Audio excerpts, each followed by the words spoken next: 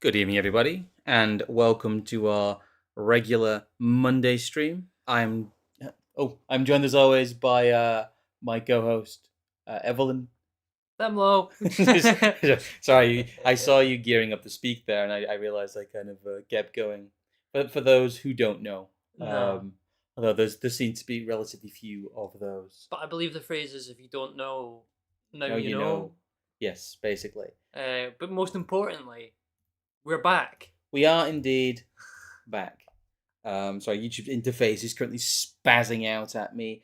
Nice to see some returning people. Hello, James Merry, who is a mod but he's also a member. Hmm. So thank you to all our returning members. We'll, I'll try and probably do something community wise in my server at some point, but I found that community streams actually tank the channel. No, I mean we could technically do like a live broadcasty thing through Telegram, and that would be really easy.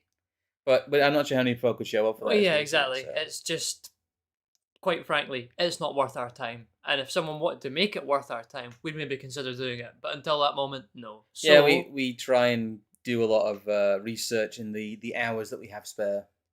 So for the time being, what we'll do is we'll thank all the people who are the returning members and viewers and whatnot, and those who support us either via super chats or the super stickers, or primarily, if you wouldn't mind, the PayPal, which I believe is the main thing we're using at the moment, really, Yes. because Entropy and all these other things seem to be a bit of a mess at the moment.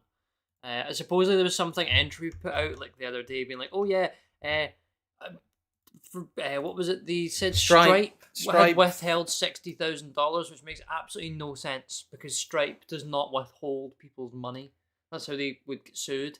So watch this space because entropy folk might just that might all just go away in a couple months' time. But yeah, we've got the PayPal. There is a few people that choose to support us through Substack. There are many different ways to do so. But just in general, turning up to the streams and interacting in the chat and the comments and whatnot is always very helpful. Yeah, we have seen a few of those where the arse has basically fallen out a bunch of like alt tech or alt donation stuff, which is a shame. I know it's never been ideal on things like Subscribe. Sorry that I've looked into that, and basically you need to make like silly amounts a month to be able to get anything out of that. And honestly, it's Yeah. always felt a bit iffy. It is by design very difficult to move yourself out of the big tech ecosystem, and quite honestly, with the headache a lot of these platforms create, it's safer we've found at the moment just to be under kind of the big umbrella but keep under the radar. It's a Yes. very difficult because a lot of people talk to us about old tech, old tech, old tech. Why aren't you making old tech? Because we And don't, we already have enough of a target on our backs. Let us not paint an even bigger one by well, being outliers on an outlier platform, as yeah, opposed to having, millions of other idiots that also post stuff on YouTube who can sort of run cover and interference for us, whether they know it or not. but that's probably enough preamble. I will say that we will be going over one of our Substack articles, because we've done we're having a little bit of a Brexit arc here because I think Hmm. it's been long enough to say without people like really screaming about it as they used to, that the Brexit project has been a colossal waste of time. Well, it's not been a waste of time for the people in charge, No. but if you are, say, interested in returning power to British hands or the British Parliament or wherever that sort of meant, I'm afraid that's not happened, and probably isn't going to happen. And we shall sort of explain why that isn't going to happen, whilst we also go on a brief investigation of trying to work out who's in power in the UK, why they might be in power, how they maybe exercise that power to some extent, and how we all ended up in this situation in the first place, and how everyone else is wrong and sovereignty is actually really easy and simple. But we'll get to that at the Well, it is. It end. should. There's a very simple question here that we'll go through and try to Oh no, answer. it's solved. We don't need the stream. Jolton there in chats. It's me. I'm in power. Well, thank you, Jolton. Thank you, Jolton. Good evening. Uh, Thanks. thank you, Mr. Powerman. Yeah, he solved it all for us. Can we have some money to do the streams, please? Yeah, yeah. No. And can you deport the brown people, please? Can you make England like England again, please? It's getting very not England right now. and not just because of all the sunshine and all the Yes. tropical storms that we've been Yeah. having. I have to admit, we are slightly on the tired side because it's been a little bit of a busy weekend and the weather's been a bit crap recently. So probably a bit more brief this evening, but just We'll see. bear with us. Yeah, we'll try and be as efficient as we usually are. We're usually trying to eliminate too much waffle. But I thought that this was a great example, a great worked example, really, of kind of the process of elimination, of looking at the naive rhetoric, as I call it, of kind of statecraft and civics, and using that as a process of elimination about, well, where isn't power? Where can we demonstrate who isn't sovereign? Yes. Because you can kind of go around and go, well, this person's not sovereign, and this person doesn't wield power, and this person's, and a lot of that it will end up with the separation of powers is deliberate. But let's get yeah, cracking on. We'll get there. Let's get cracking. But I don't know. I just want to kind of cut the knees off that conversation straight away and say that we will not be arguing about the validity of the naive version of history, basically. But I think you're a bit far down the links there on screen. Just with the one you've got up at the moment on the third. Yes, I know. I'm going to click back on it very quickly. So I'm trying to rearrange the windows here. But there was a very, very big dust up in terms of British sovereignty when it came to the EU debate. When it came to what was a relatively inconvenient, I guess, in 2014 argument, and a lot of the Brexit stuff was paying lip service to the fact of having a vote. It was very, very obvious, to re-go over some of the boring stuff and the stuff that everyone knows, that this was a vote that was meant to be lost.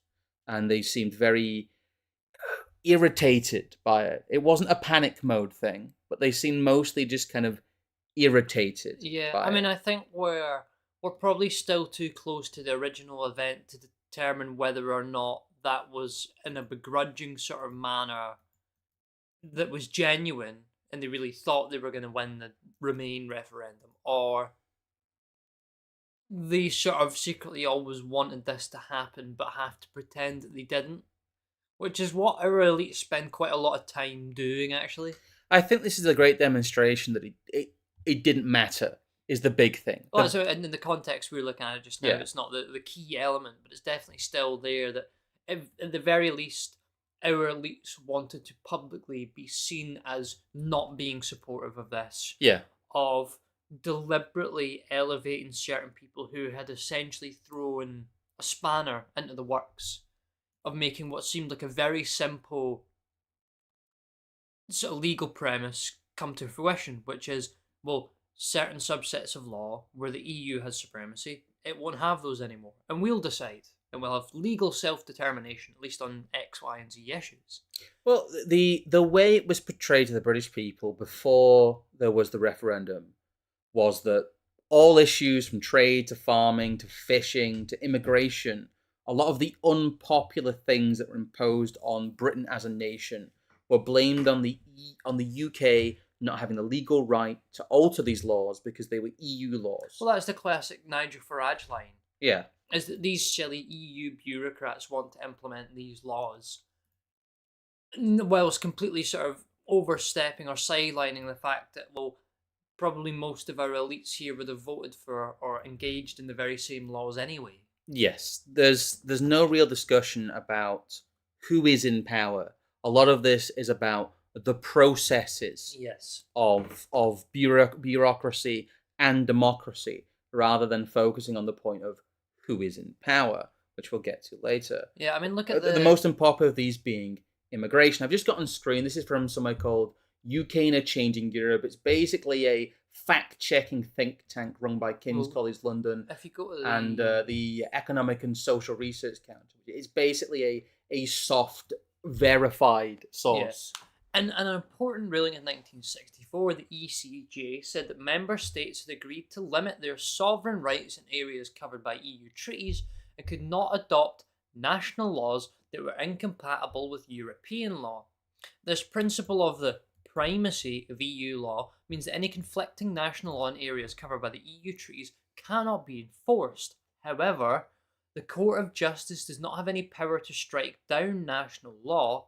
This is a task for national courts, which we'll get into in terms of things with the Supreme Court. But what that is essentially saying there is, irrespective of whether or not your nation wants to act in a certain way, the highest court in the land technically has to put its hand up and say, well, we have a duty by the agreement we signed with the EU to say that, oh, X, Y, or Z law is against that, therefore we're going to challenge it.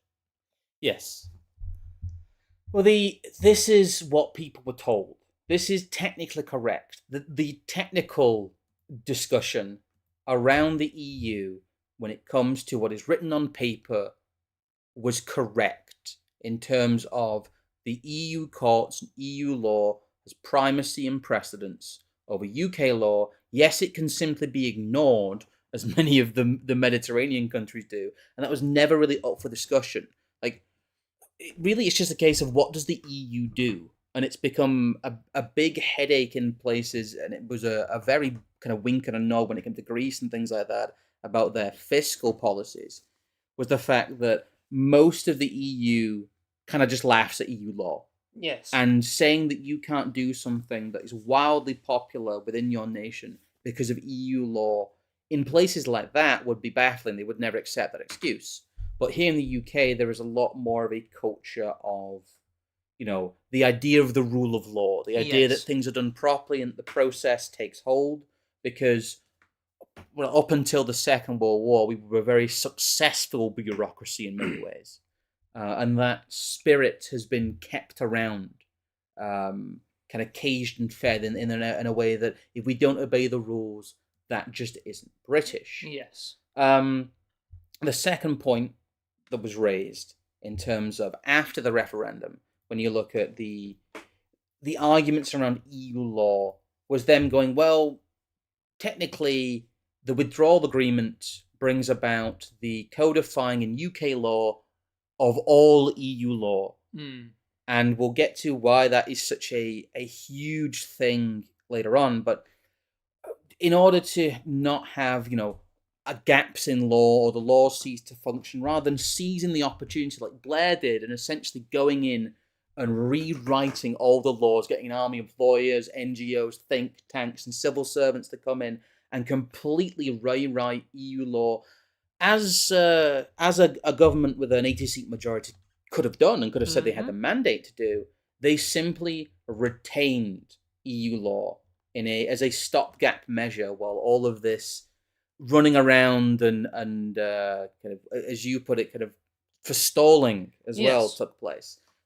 Just to read this quickly. Those who think the UK will be able to kiss goodbye to all ties with the EU and EU law for Brexit are mistaken. Yes, the EU Withdrawal Act 2018 repeals the European Communities Act of 1972, which gives effect to the principles of direct effect, enforceability of EU law and supremacy of EU law. However, the EU or the EUA also ensures that EU law becomes part of UK law as retained EU law as part of the transitionary period. It became very, very clear that there was not the political will, even in 2019, even before the narrative and the current thing was bombarded by the lockdowns and then the war. There was not the political will to have what has been since referred to as the bonfire of EU laws. The thing that is, I think, worth taking on a little bit here, though, is within their internal logic, this is true. And we'll see this represented in a couple of the pieces later that we're going to read, that what they believe to be sovereignty and what they consider to almost sort of be a body politic is not how we would think about it simply just in terms of, well, one group of people are in control of one place and another group of people are in control of another place, and then some level of elites, they get on in some very small way over a number of agreements, and that's kind of that. Yes. They have, and we'll get into this, now look at procedure, law, commercial practice as sovereignty in and of themselves, which is a little bit confusing, but as we get into it, we can sort of try to understand what they're getting forward at. they're doing the limited discussion of, well, British politics isn't sovereign anyway. Party politics and electoral politics and the veneer of it isn't sovereign anyway. So how do you retain sovereignty if something isn't sovereign? Yes. Is basically what they're saying. But the implications of that Britain is ruled in another manner than is written on paper, are never discussed. It always kind of Yes. hangs there in the background like a bad fart. Yeah. But thank you for the £10 current year. Do you want to read this one? Yeah. Very enthusiastic with the idea of setting up a Carlisle Institute, which, if you haven't read it already, is the most recent piece I put on the Substack, and sort of briefly discussed why we might want essentially something akin to the Mises Institute in the UK as a sort of physical hub for all of us dissidents to gather materials and engage with one another in an actual working institute as opposed to herding cats on the internet. Yes. And it's something that is really an idea I want to just keep pushing forever, because I genuinely believe that if we are to get anywhere as a political force in any way, shape, or form, we need something like this first to put weight behind anything we do. Yes. But that's it's getting a little bit off topic there. No, it is indeed. I think we had another one to go there still. My apologies. Yes, it's this one. I'm missing a few here, but You've got a little. I just want to put here that the diminishing of the concept of sovereignty itself, or at least in as an alive concept in people's minds, rendered most versions of the discussion meaningless. It's very clear the public do not know who is ultimately in charge of Britain, aside from when there is a problem to be scapegoated, which is always a vital component in a managerial regime, as you Yes. put. To feign incompetence or weakness in relation to some group effect, It- or to point out the deficiencies that are inherent in whatever system's been set out in order to say why you can't do something that you don't want to do. Yes. I mean, we've got this article here, which this is where we start to get a little bit of the understanding of what they think sovereignty is. This is from some. This is UK in a changing Europe. All of these are all some of the first things you will come across if a lay person were to attempt to research who is sovereign after Brexit. The concept of sovereignty in Brexit. This is what most people are fed. Some of these stuff are aimed at ministers later on. They're aimed at almost like government insiders with a soft vertical for the public. But I think there's some quite telling little snippets in this article that I've picked out for us to go over. So we just got the first two paragraphs. Yes. As we enter the last weeks of negotiation between Britain and the EU, things are not looking good. All the possible outcomes look both painful and expensive for the UK. How did we get here? At the root of the problem is the British government's definition of sovereignty. It is a definition closer to that used by North Korea than to that of any other free trading Western nation. Ooh. I know, focused above all on absolute physical control of borders, laws, and money, rather than effective control of the things that will protect Britain's interests. It's interesting how they think that the control of borders, law, and money are not something that would be effective in protecting Britain's interests. But we have put here that this is basically like shit lib seething, because the UK in some sense holds on to the vestiges of a real and tangible sort of sovereignty you could point to. I mean, as much as maybe not the perfect definition from Schmidt, being able to point on a map at a certain bit of ground and go, we are sovereign here, yes, at least is a lot more understandable than sovereignty is the protection of Britain's interests. And what I've sort of gone on to say here is this is opposed to the sovereignty of interest, the kind of slippery declarations used by institutions like the US government to justify imperialism. Yes. We need to go and invade Iraq, Iran, or whoever because of American interests, or we need to go do it because of British interests. How, sovereignty becomes something that is like a known and set in stone sort of realm of control, yes, under which a certain subset of people, have final decision over. Yeah. How does that then extend to you being able to say X nation over here is ours now, without just being like some sort of like Nietzschean man of conquest. But uh, it gets worse here. If we scroll down a little bit more, that paragraph there. It was the greatest weakness of the Remain campaign that they failed to challenge Leave's definition of sovereignty and explain that the reality of Brexit meant throwing control away, not taking it back. Trading across borders means regulating across borders. And the more you want to trade, the more regulation you need. that's just a hilarious sentence on its own. I mean, because what he's essentially saying here is that like Ramoners should have gone full mask off and demanded that not only do we remain in the EU, but latterly they should also have demanded that we entirely rethink Britain as a closed off polity of its own. Well, forget nationhood. You want cosmopolitan goods, therefore you have to give up, national law, national identity. This reminds me of the becoming in a minority framework. Yes. And that what they are doing here really is slyly redefining what a sovereign nation is. Well, yeah. What a nation is. And the idea that there is no nation anymore, there is simply policy. And there is good policy in quotes, and there is bad policy. And the difference between good policy and bad policy is how badly you'll be punished by the other, global group for it. And from what I have read out of this piece, because we can basically stop here with this one. Yeah. Is that the closest thing they have to an idea of sovereignty is that it represents the collection of business and commercial practices that can be bent into shape and reject any sense of reality for the sake of defending interests, likely in the form of sustaining middle-class, cosmopolitan and multicultural living. It is a maintenance of their lifestyle is their definition of sovereignty. But so much of this just becomes things in the abstract, though. Yes. They aren't, the borders you can point to, the courts that you can recognise, the highest court in the land, the highest order of the land, these sort of things that are definite and recognisable.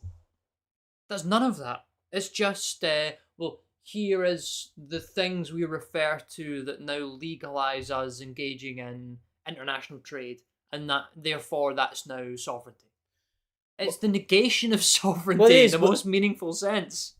There's a second article here that really drove home the point. This is again from Brookings Institute, and it is another rambling mess of word salad and contradictions here. Yeah, I just put here that the tone of both of these pieces, both the Brookings article and kind of the UK and EU one, is deliberately rambling and does not engage with the realities of one simple question.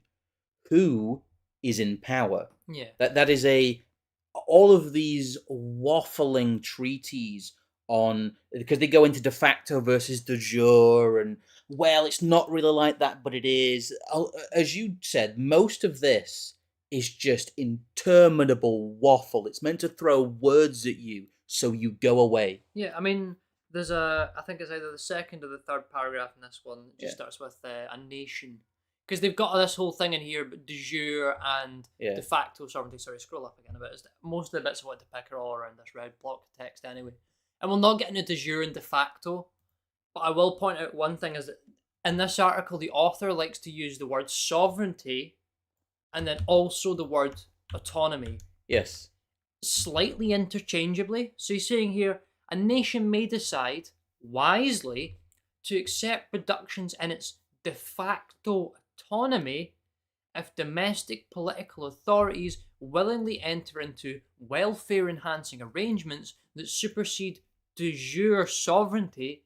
Such departures are not violations, they are cooperative accords. Now, I understand what he's saying there, and the obvious answer or the question would be, well, if we choose to disband with those cooperative accords, why do we not get back that autonomy? That de jure sovereignty that we have allowed to be superseded. Are we not granted that sovereignty back in any sense? Well, the argument they're making here is that in the 1970s, Britain, as the sick man of Europe, as an economic basket case in those days, entered into the EU as kind of a last-ditched attempt to be part of the global community, that they sacrificed on paper sovereignty for a comfortable financial arrangement within the EU.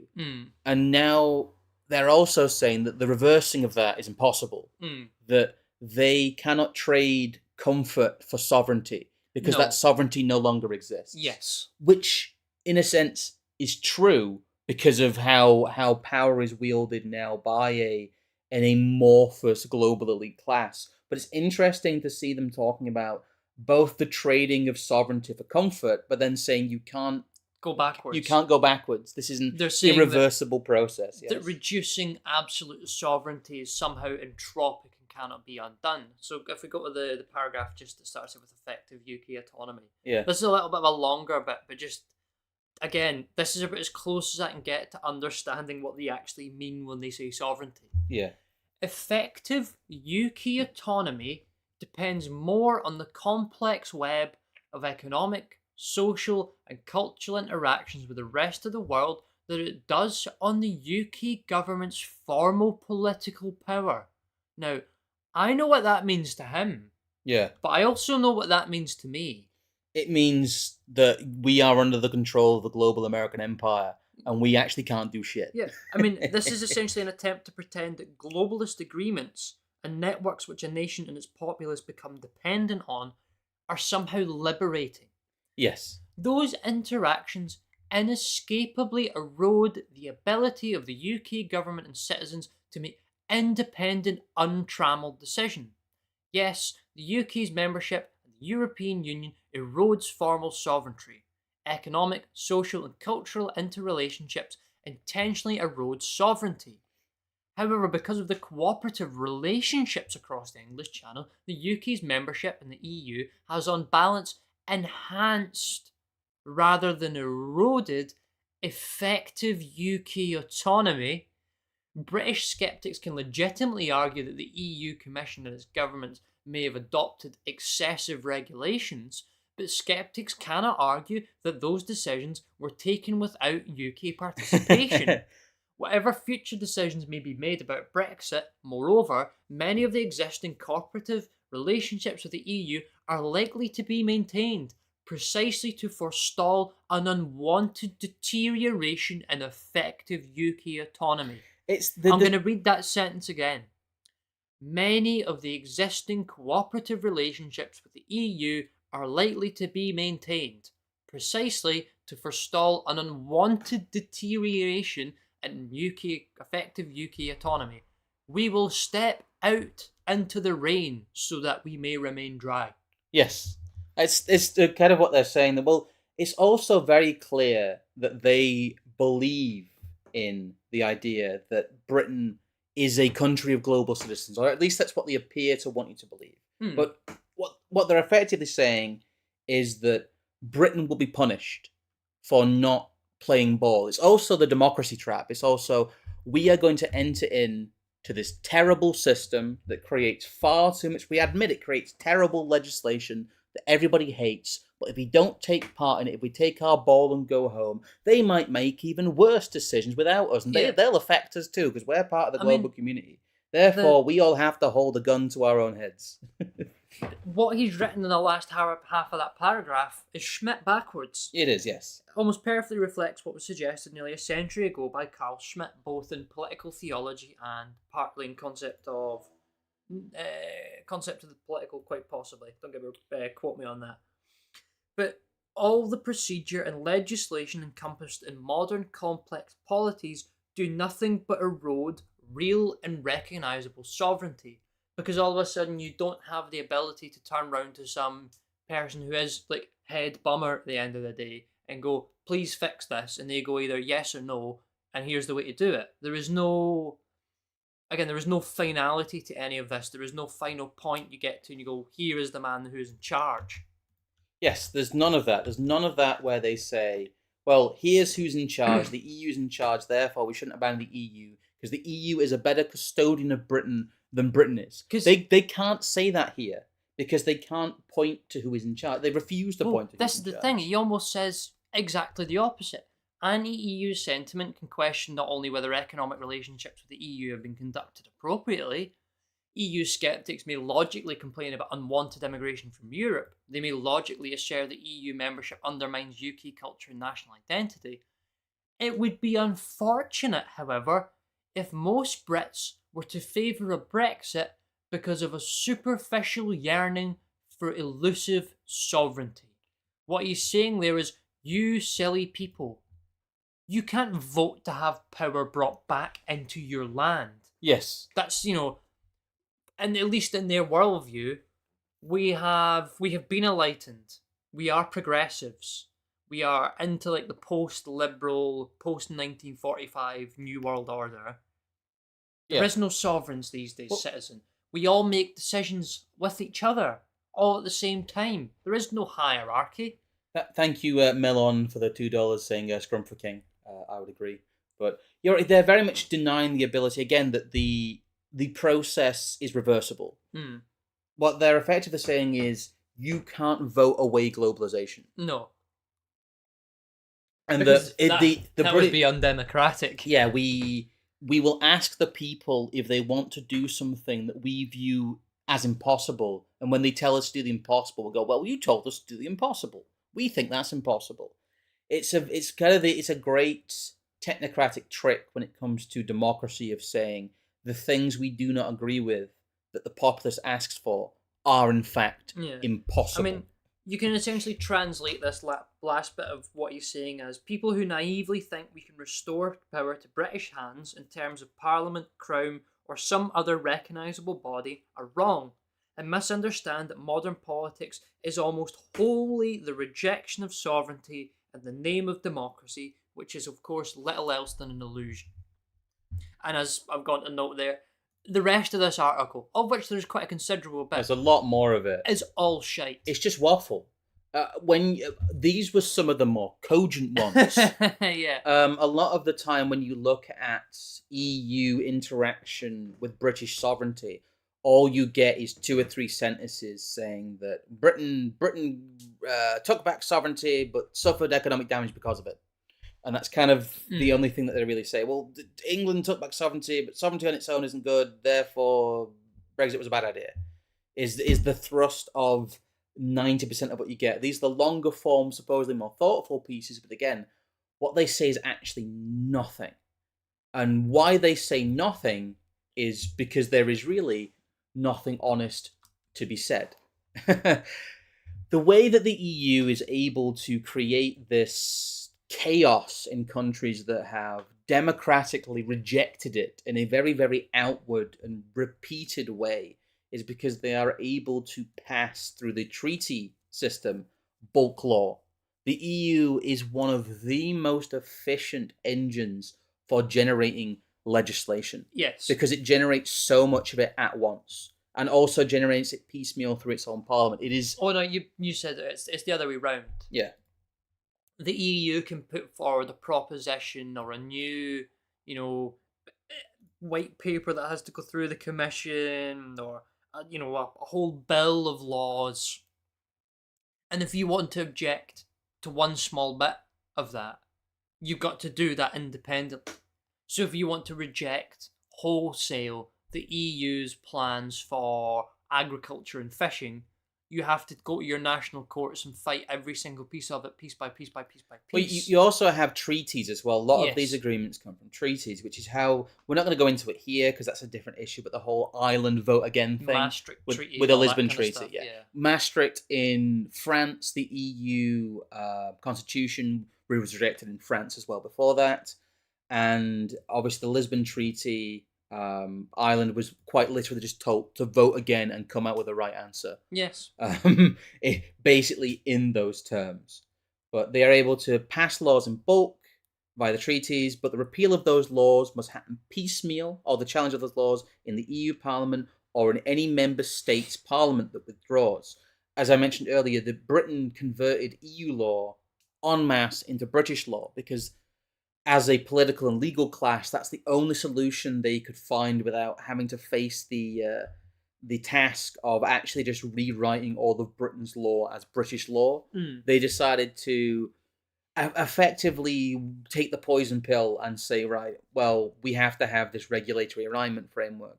Well, what this also means in a certain sense as well is that a large part of our political class has sat for the last 2-3 decades enacting elements of EU law that are already written up, that already have the PR campaigns around them, Yeah. and essentially just enacting them pre-made, which means they haven't actually done anything. They have been paid to take up a seat and stop someone else expressing political will from their position. As we learned through the bonfire of EU laws, over only several hundred laws will now be subject to retained EU law bill and the sunset clause. The problem is, with all of this, there are quite literally thousands of EU laws, statutes, regulations, and pieces of legalese and legislation that form the patchwork of British, kind of retained EU law that they have found as a Gordian knot to unpick. Mostly because none of this stuff was meant to work in the first place. No. They don't know where the law is. They don't know how it will affect itself. And as we mentioned when we streamed with AA about NGOs and about how NGOs come to third world nations like Sri Lanka, like places like Zimbabwe even, and give them these pre-made legislative plans, these pre-made pieces of policy. This is effectively what UK policymakers have been relying on with the EU. Most of Britain's law in all areas has been decided from outside since the 1970s, and intensifying more since the 90s, since it became not a economic union, but really more of a political union. Yes. And you see this by the fact that we were told that the EU doesn't have control over our lives, it doesn't have undue control over our borders, it doesn't affect our sovereignty. And yet, when we try to get rid of EU law, there is a panic, and everyone goes, "All our laws are from the EU." Yeah, pretty much. You don't just want to sit here and point out the hypocrisy, because what it tells you really is that, one, all of these people were very, very okay over the course of decades of supposedly multiple different governments, with the situation persisting. And two, they did not have, after years of supposedly planning, a workable outcome for how you create UK law that does supersede EU law. They are very, very happy with the status quo. So it shows that these people, one, are not sovereign, and two, do not want sovereignty. No. In many ways, the policymakers see it as a headache. They see it as an undue increase in their responsibility and workload. These people do not have will to power and quite simply just go through the motions of what looks like a government. Well, because I think if even for the slightest moment these people could be tricked into thinking that sovereignty was invested in them, that they would be terrified at the thought. Well, now in the wake of the very obvious failure of Brexit, which we discussed in the Substack article we put out last week, which you guys engaged with quite a lot, this is really just kind of going over the fact that people need to accept that the Brexit project, as a political project, is not only dead, it is a complete poison pill to the political right. On every single front. On every front they have. We have more people coming into the country. We are, in the wake of COVID, more deeply entwined with globalist organisations than we ever have been before. Yeah. Trade's utterly gone down the pan. And yeah, we still have no power, no supreme power in the land, as it were.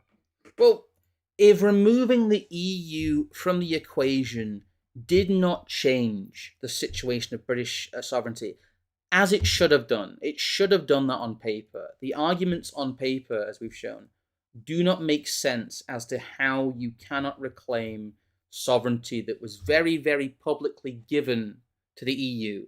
Why it cannot be reclaimed. Those arguments don't make sense, and the argument that now, technically, that the EU is no longer in power in Britain, that the situation hasn't changed, that should, if you have a kind of a civics class understanding of how democracy or how governance works, that should worry you deeply, because it means that what is supposed to happen hasn't happened, and reality might be different than you view it. Yeah, or at least in a sense, there is no one who is recognisably in control. Well, because I did notice someone put that in the chat, no one's in power and no one's responsible, but patriots are in control. Yes, basically.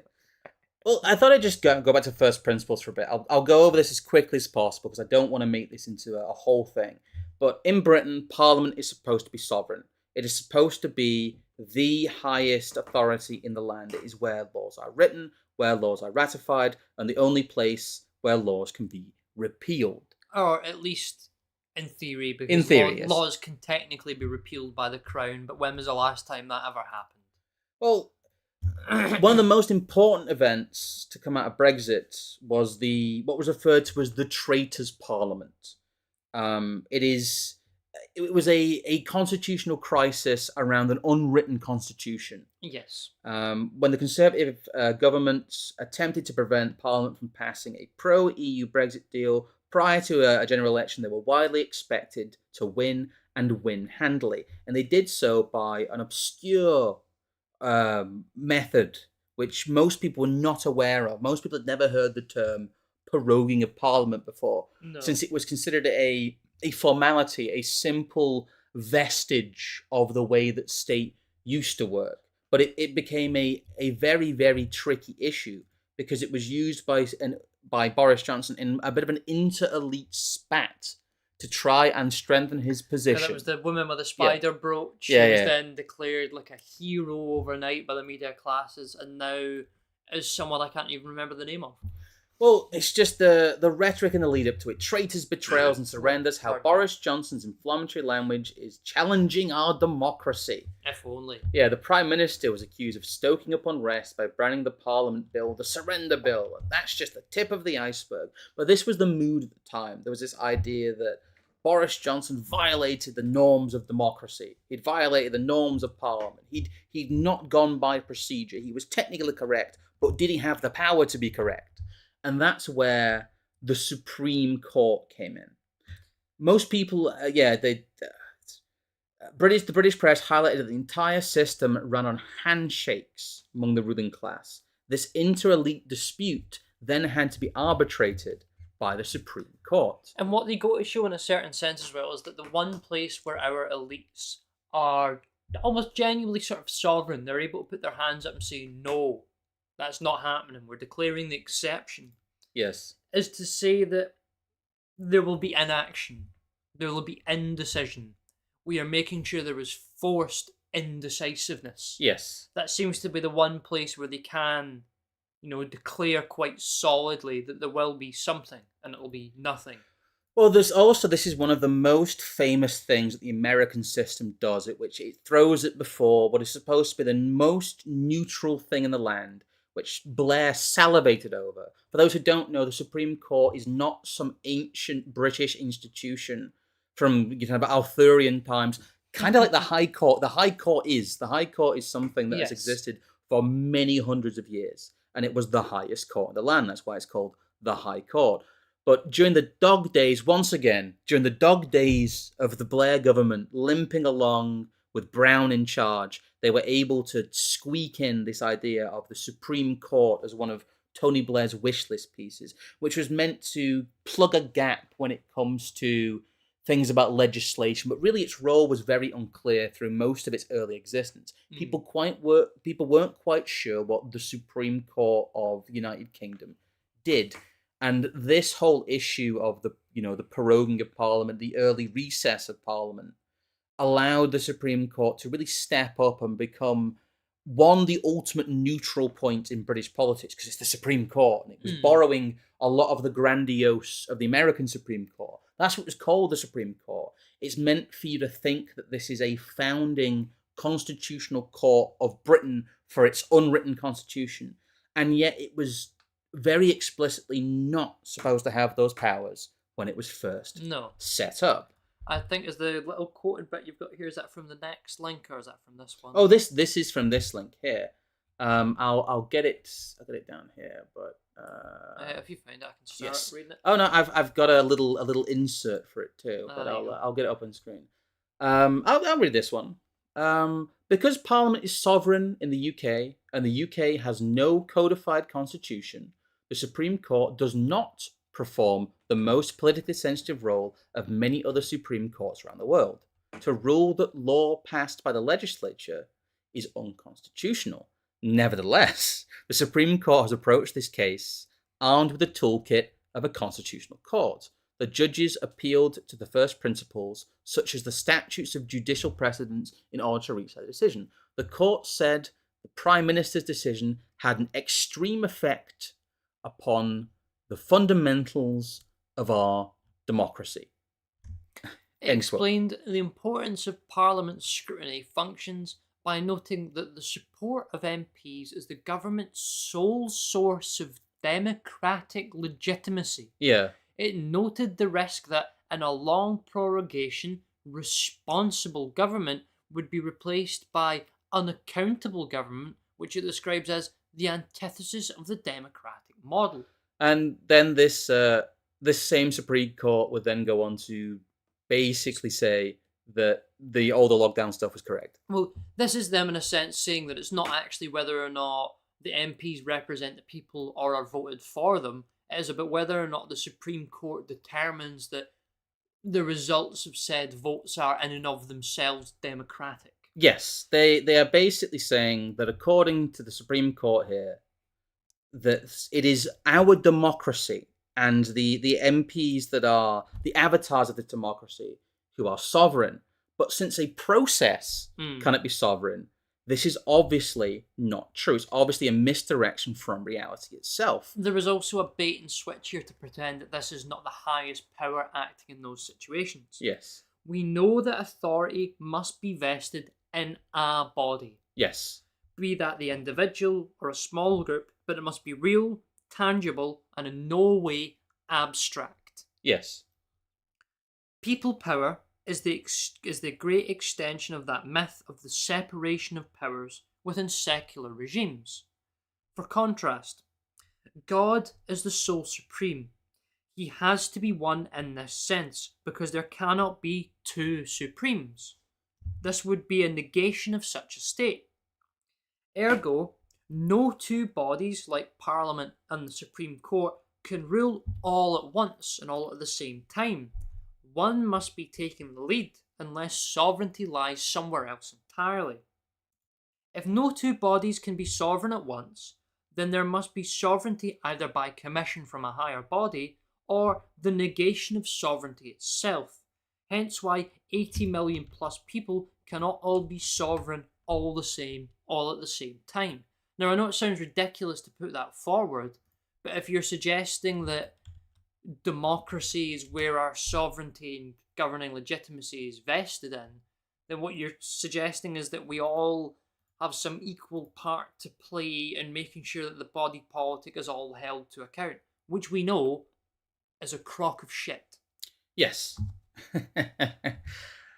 Well, I want to have a quick detour about how did we get here, because as you noted before, sovereignty really in the British system, as it pertains to the British Crown, is supposed to come from the king, and the king's authority is supposed to come from God. Yes. And technically, as to have an unbroken institution, the British Crown, that must still in some way be true. But that hasn't been true. Since the loss of direct rule by a monarch in Britain, it has been in a state of permanent constitutional crisis due to the possibility of a monarch refusing to take part in the rubber stamping ceremonies of state that maintain the pretense of continuity of sovereign and sovereignty. You cannot have sovereignty without a sovereign. Therefore, that's why all of these discussions and these debates from these think tanks don't make any sense, because they can't point to who or what is sovereign. And it's not even a case that they have to point to one thing that is sovereign in all times and all places, because we know that's not quite how it works.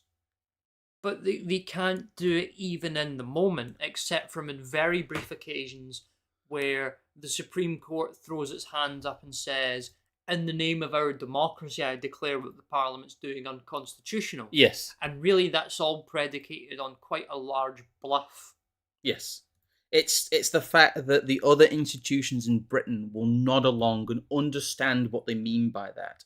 They understand that they're talking about the collective will of the British establishment rather than the idea of democracy itself.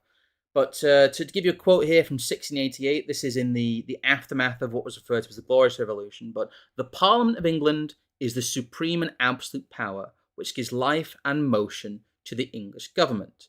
Anthony Ashley Cooper, the third Earl of Shaftesbury, who was one of the people instrumental in the Glorious Revolution. But the situation from 1688 is supposed to have fundamentally not changed. The role of Parliament is supposed to be very similar to the way it was in 1688. Despite the fact that back in that period, Parliament was not a permanent body. No. It was a procedure for bringing about further sort of delegation with laws in regards to the king and the lords and whoever else was engaging with it. And this, it sort of almost goes to show how these procedural elements just become the norm and almost to some extent the slightly supreme in the land. Well, you should also understand that when Anthony Ashley Cooper talks about Parliament, he's talking about both chambers. Yes. The Commons, as it is referred to now, is only one half of Parliament. And again, the Act of Settlement of 1701 puts the authority over the judiciary in the hands of the Lords and the Commons, but Parliament still technically sits at the pleasure of the monarch. All power in the UK, including the armed forces, is predicated on the delegation of authority by the Crown to the Parliament and the Lords. That was done in some places forcibly, but technically they can retake those powers if needed. They are delegated permanently. They are not technically, quote unquote, removed. Otherwise, the constitutional stack of Britain would make no sense. The loss of the Lords as a real second chamber is the big thing that blew holes in this idea of this glorious kind of permanent Privy Council, of this idea that Britain was this land of laws, this land of lords, and that the British aristocracy could sort things out amongst themselves, really. Well, also the fact that they could rely on hereditary procedure in that sense as one of their ways of either preserving or forestalling certain decisions. Yes. Instead of, all of a sudden being voted out in the next term, you have a lifetime position which you can pretty much guarantee you're going to pass on to one of your children at some point. Yeah. And that any legacy you want to engage in or long-term policy or thing that may have even been, unpopular within the House of Lords itself could become basically like a lifelong project or a lifelong, project of just obstination against a certain policy. Well, also, that doesn't work as soon as everyone else is now elected, because you just take someone who's been a stalwart against something throughout the entirety of their life and you just vote them out. It's an off-forgotten point of history that Ireland was only ever abandoned in terms of rule by Britain because the Liberal Party needed the Irish nationalist MPs as part of their constitution to stab the Lords in the back. Yes. And basically, Lloyd George and Winston Churchill went, the will of the people must within the lifetime of a single parliament be made effective. They call a general election expecting everyone to rally behind them, and they effectively lose. The Conservatives make substantial gains, and the Liberals are still dependent on the support of Labour and the Irish nationalists, eager to see Home Rule, to continue in the government. The Lords, meanwhile, took the view that the budget now had a popular mandate and passed it in April 1910. Which was not really true. They were basically had a gun held to their head in terms of, basically, you will pass this or we will destroy you as a chamber. Well, the people's budget was essentially an attempted guarantee to the Lords that we'll only take 50% of your property. Instead of, having like a slightly softened French Revolution style event where we just take it all by force. Yes. But it doesn't matter, because it got to 1914, the government just occupied all the landed estates anyway as a military interest. Well, again, you go back to 1700 and the replacement of the authority of the king really with the authority of Parliament, which means the Lords and the Commons. We get to 1911 and it is simply the House of Commons based on this new idea of, the will of the people. This is also, if you watch our democratization series, the period of the enacting of mass democracy. This is the vital kind of 20 years where it goes from the idea of landowners voting to anybody voting. And that really was the big trick here, in that there was never any real constitutional codifying of the idea of the will of the people. yet it is constantly invoked by the same class of people, the Commons parliamentarians, really, who wish to see their power defended. It is not something that is written into UK law. It is not something that is written into the unwritten constitution. In fact, being so new in terms of its concept, the primacy of Parliament, especially the primacy of the Lords, is very tenuous because it does not have much legal standing within Britain itself. That's why things like the Supreme Court needs to be both invented and invoked to prop up this idea of the eternal will of the people codifying the power of Parliament. And here's just a quick thing about the Parliament Act of 1911. You've all seen this before. I just wanted to include it in the notes. Another quick thing that I didn't cover previously was the fact that the stuff we're reading was from the Institute for Government, which is run by a very interesting, or at least has a board member of Baroness Amos, and seems to be a completely kind of mono-party attempt to create a neutral body that trains MPs to be MPs, which is something we'll probably discuss in future, but it's one of these very large non-governmental charity organizations that effectively is where power resides now. Yes. It's interesting them denying the existence of sovereignty while they were set up with seed capital from Lord Sainsbury, and they are headed up by a influential Labour peer, Baroness Amos. It's the ruling class showing their hand here. Yeah, we've got a little bit of a spiel here towards the end as a sort of express. Well, Explain it to cap off. As well. I'll just say, all of this, though, all of the Parliament Act should really strengthen Parliament. It should make the Commons, as was described in 1911 with the People's Budget, able to deliver, quote unquote, the will of the people unimpeded on paper. It does, at least in theory. Yes. Brexit being deliberately hobbled in the face of ever-increasing democratic reaffirmation of it is kind of a refutation of that. If Parliament is sovereign and accountable to our democracy, then a project backed by a referendum and an 80-seat majority should be unstoppable. But reality demonstrates that this is not the case. Because it's not the Parliament that's under the sovereignty of democracy. Yeah. It's democracy under the sovereignty of the Parliament. Well, the whole thing we'll talk about on Wednesday is that their workaround for admitting that they just don't want to implement things that they find unpalatable is that those things are impossible.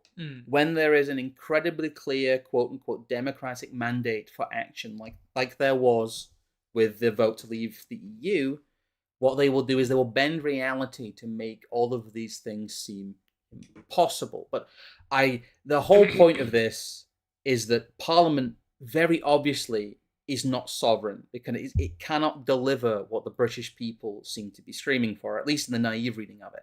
So there's a bit of a discussion here, really, of where is sovereignty. It's very obvious it doesn't really lie with the courts, since they only have things thrown over to them when it's time to perform as they arbitrate. Their role is generally procedural. Let me go from the second paragraph here, and I'll just go through this stuff because there's some good points.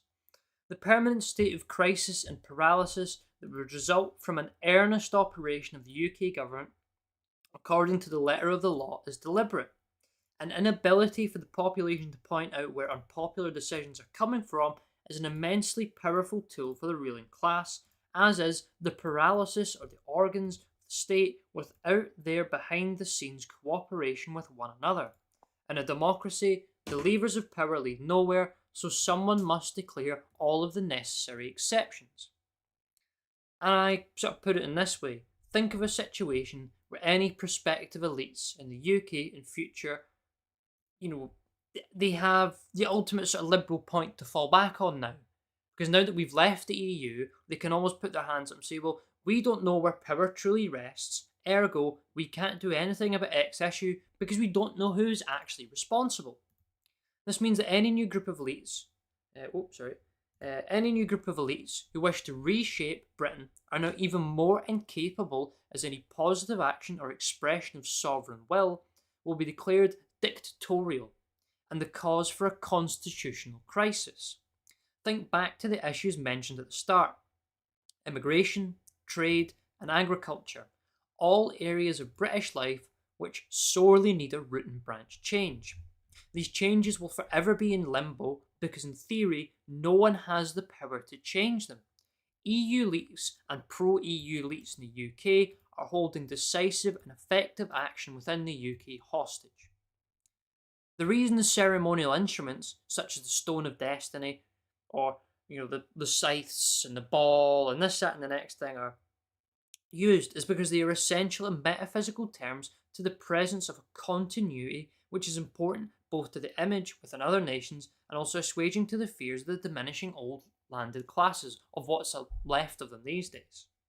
And to sort of cap it off, really, we know that hierarchy is the grand metaphysic which connects all men to the world and to the beyond, from God to king to court to serf, all act in the name of a sole supreme authority, each acting as the physical bearer and manifestation of God's ultimate authority. Today, where there is no transcendency, there is subsequently no authority. Behind the performative aspects, sovereignty lies in the hands of the increasingly global ruling elite. Their agenda continues. Well, one of the main points I wanted to talk about when it comes to the fact of how the British system is laid out on paper is that if it were to be staffed by anyone apart from the current British elite who know the handshakes, who know the people, and who really are just running it from the back rooms, then, as I said, the whole thing would just fall down. You cannot run a system with separation of powers, in quotes, where there is no decisionary force, where there is no force that has ultimate authority, that has sovereignty, because the whole thing falls down on itself. This is the trick of the American system, it's the trick of the British system, in that there is authority vested everywhere and nowhere. Mm-hmm. And I know you didn't want to talk about it, but what you get in times of paralysis and times where these things stop functioning is the permanent bureaucracy takes over. The civil service takes over. In some cases, some organs of the EU will take over, and the whole thing keeps running without the political class. Yeah, power doesn't even necessarily become progressive or positive. It becomes sclerotic. Yes. I think would be almost the correct phrase. That it becomes sort of cancerous and only begins to exist for anything other than its own survival as a body or an institution. And that if anyone was to actually, either within it or outside of it, manifest anything approaching proper political will as it has been demonstrated throughout history, either the people in the current regime would have to wholesale adopt that renegade group into what they're doing and just neuter it throughout, or essentially I think they would all have to run away scared with their tail between their legs. Bull for us night. So America pioneered this system. Unfortunately, this is technically part of the British's fault. Yes. With things like the Glorious Revolution and the undermining of, it's of also the power quite. of the crown. We can also point just a little bit of blame at the French too. The French, but yes, the Americans kind of turbocharged this idea, and in their kind of global hegemony role, enforce it. In that the American Constitution is a document of lies. It lays out a system and it lays out ideas that no one present believed, and that were a way of them to create a system in which the king wasn't in power, but they were. The whole joke of the US Constitution is that the founding fathers were in power because they were in power, and what they say on paper doesn't make a damn bit of difference. You have Brookings waffling about de facto and de jure, but really what they should say is that the people in power are in power, and no amount of legal waffle will actually change that. Well, yeah, it's very much a case that confusion and disruption and disarray are the theme of the minute. Yes. There can be no final decision or any sort of consequential result in regards to sorting any of this out. Because in the moment of doing so, not only would they be enacting something against their agenda, they would in the same time set the precedent that sovereign action can happen in any way, shape, or form that can be spotted. Just later. I don't know if you want to go maybe just to the last little text source we've got. Speaking of the confusion and sort of disarray being of the hour. Oh yeah, sure. We'll the last kind of source we have before we do maybe just a little bit more free-form discussion is a quote that you have from. Do you want to explain it? It's from William Sanderson's Statecraft. It's the book we quoted from the other week, but it just seems to like constantly spring up good sort of bits when we're not necessarily looking for it, but just when they're there. I don't know if that's slightly sticking out of the top of the screen. It's fine. It just started during the war, doesn't it? No. All right. Okay. Well, I can't get that any. Can you more. not zoom No. out? All right. Fair enough. I just thought you could zoom out of the images. We normally do. Anyway, it starts with the interests of civilization demanded that the people should not be liable to the arbitrary rulings of ignorant or tyrannical officials and should not find themselves in a false position because of some stupid regulation.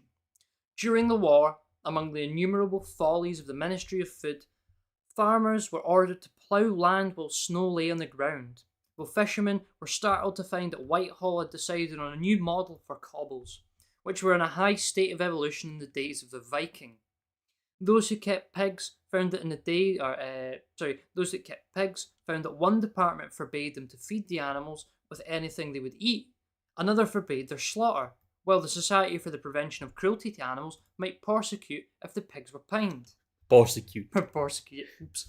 Just when it was most necessary to husband the resources of their country, everything that ingenuity could devise was done to destroy them. And it was only because the great majority of regulations were ignored that the country managed to survive the war. Nevertheless, grave injustice was done, for everyone who knew and did his job was in a quasi-criminal position and might be prosecuted at the whim of any official who wished to make himself objectionable. And the same thing is going on today. Every statute, such as the Insurance Acts and the Education Acts, which enforce unwanted benefits by the compulsory principle, is in conflict with the traditions which are in fact the only basis of ordered conduct and ought to be the only source and basis of the law.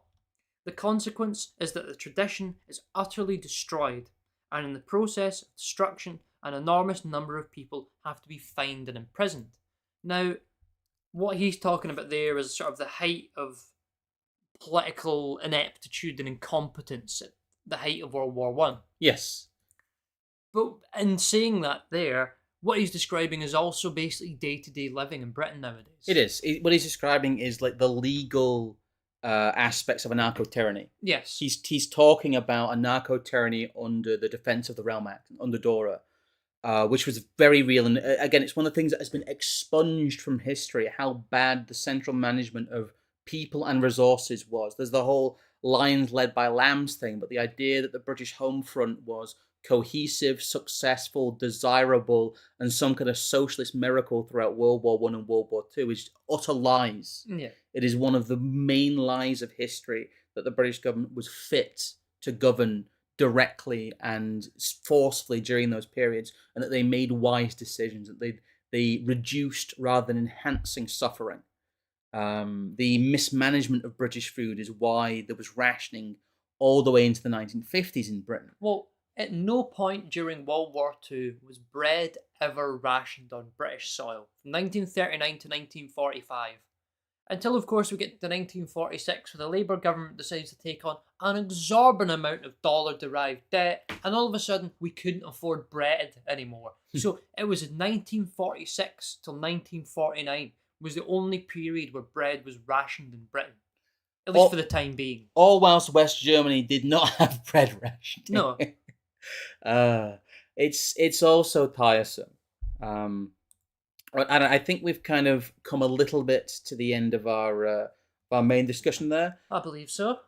I will say, if you feel like it, do go and look at the original article where we talk about the aspects of the failure of Brexit and how much of a toxic political project it's become. I know a lot of you already acknowledge that, but I think it's important, especially from an industry point of view, to understand why it has become such a millstone around the neck of the quote-unquote mainstream right, and why people's obsessive attachment to it has been one of the most costly political projects of the last 25 years, really. And that all it has done is, one, demonstrated why you can't partake in electoral politics earnestly, and two, show that people who understand that can nevertheless be swept up into these electoral projects when they get excited by them.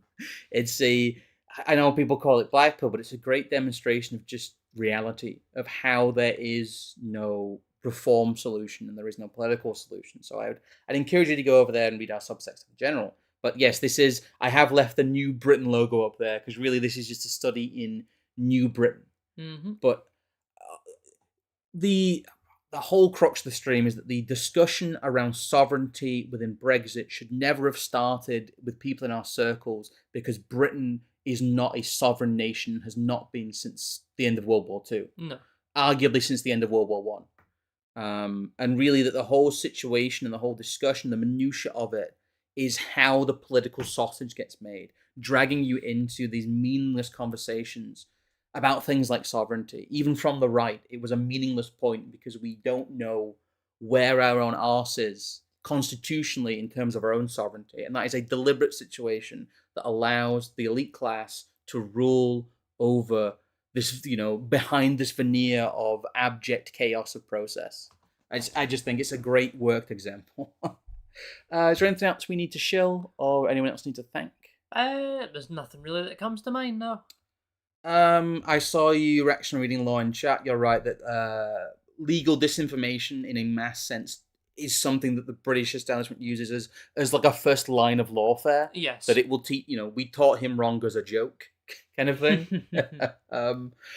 But we will on Wednesday be doing kind of the concluding part of this kind of cross Substack and YouTube triple bill.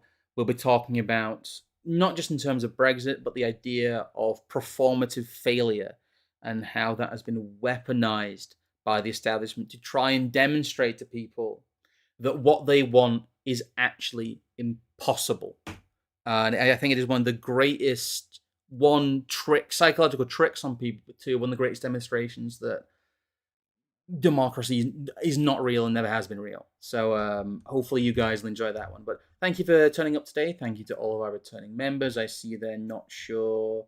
Anthony Keane, and I saw a couple of other John Morton as well.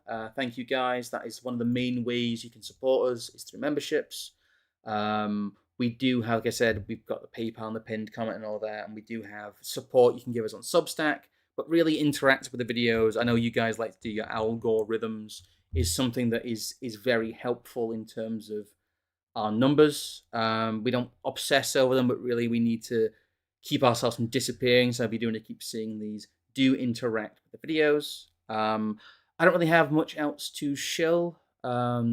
So we'll just leave you here and we'll say have a good night. Yeah, I have nothing else to shill otherwise, I'm afraid. So, I don't know, just keep an eye on what we're doing and we'll keep chipping away at things, and people know where to find us, they want to get in contact. So have a good Tuesday and we'll see you on Wednesday. Good night. Good night.